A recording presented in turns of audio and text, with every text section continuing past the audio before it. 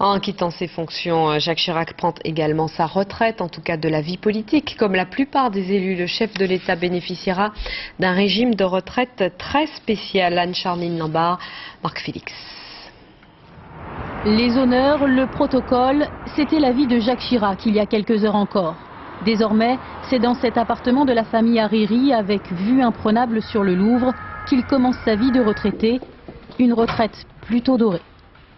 Comme ancien président de la République, il a une retraite de conseiller d'État relativement modeste, mais il va être en même temps membre du Conseil constitutionnel. Et puis, il a les retraites qu'il a acquises au cours de ses 40 annuités d'activité politique. Donc, au total, il aura environ 30 000 € de revenus par mois. En présence d'experts sur les retraites, nous avons cherché à comprendre.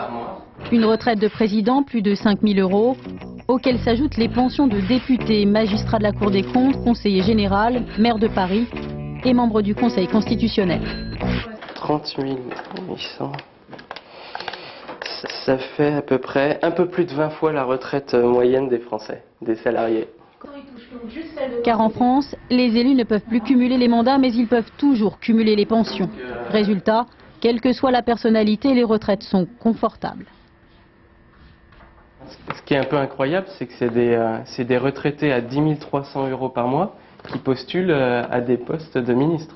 Donc en fait, c'est un peu paradoxal, quoi. C'est la pleine activité, mais avec quand même une super retraite à côté, quoi.